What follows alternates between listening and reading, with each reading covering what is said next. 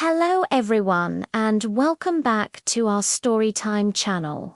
Today, I have a fantastic little tale for you about a very clever group of animals and a boy who thought he could outsmart them.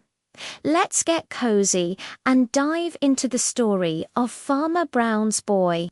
Once upon a time, down on a big green farm, lived Farmer Brown's boy. Now, this boy thought he was the cleverest person in the whole wide world. He'd watch the little animals, the rabbits, the squirrels, and the quails scampering about. And he'd think, I'm going to catch them all. So one sunny morning, he decided to build a trap. He found a big, sturdy box, propped it up with a stick, and tied a long string to the stick. Under the box, he scattered some delicious, crunchy corn. Perfect, he thought. When a rabbit comes to eat the corn, I'll pull the string, the box will fall, and I'll have him hid behind a big bush, holding the string, and waited, and waited. Soon, a little rabbit with twitchy whiskers hopped by. He saw the corn. Breakfast. He wiggled his nose. But just as he was about to hop under the box, he noticed the string. He followed the string with his eyes all the way to the bush where Farmer Brown's boy was hiding. Aha, the rabbit thought. This is no breakfast. This is a trick. So he turned his little white tail and hopped away, leaving the boy all alone. Farmer Brown's boy was frustrated. That rabbit was too smart, he grumbled. I'll try again. This time, he decided to make his trap even better. He dug a small hole, covered it with leaves and twigs, and placed a bright red apple right in the middle. No squirrel can resist a juicy apple, he whispered to himself. He climbed up a nearby tree to watch. Before long, a fluffy-tailed squirrel scurried down a tree branch. He spotted the apple. Oh, what a treat, he chattered. He scampered towards it, but then he paused. He noticed the ground looked a little funny. The leaves were all jumbled up. He carefully poked a twig into the leaves, and poof, the twig fell right into the hole. Well, I never. The squirrel chattered, flicking his tail.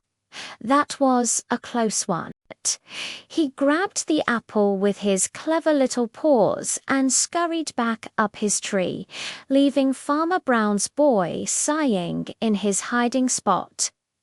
The boy was getting really annoyed now. Fine, he declared. If I can't catch them on the ground, I'll catch them in the air.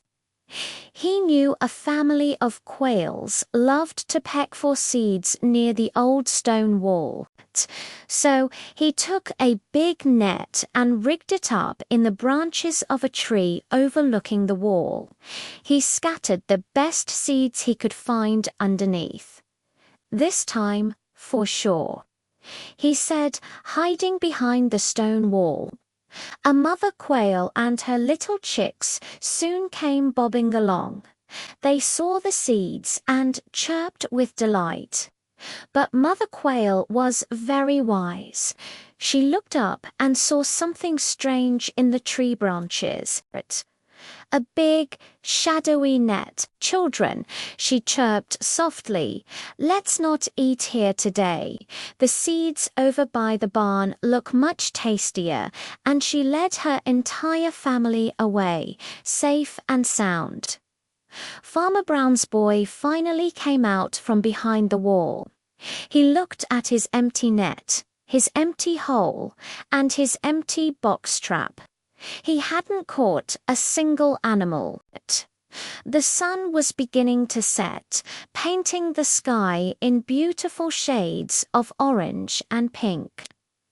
As he walked back to the farmhouse, he saw the rabbit nibbling on clover, the squirrel munching his apple high in a tree, and the quails pecking happily by the barn.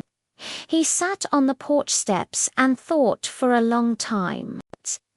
Maybe, just maybe, the animals of the farm were a lot cleverer than he had given them credit for. And maybe, just maybe, it was much nicer to watch them playing freely than to try and catch them in a trap. From that day on, Farmer Brown's boy didn't build any more traps.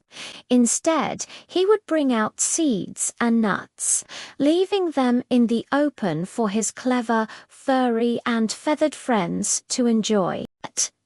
And that's the story of how the farm animals taught Farmer Brown's boy a very important lesson. I hope you enjoyed it. What was your favorite part? Let me know in the comments below. Thanks for listening, and don't forget to like and subscribe for more stories. See you next time.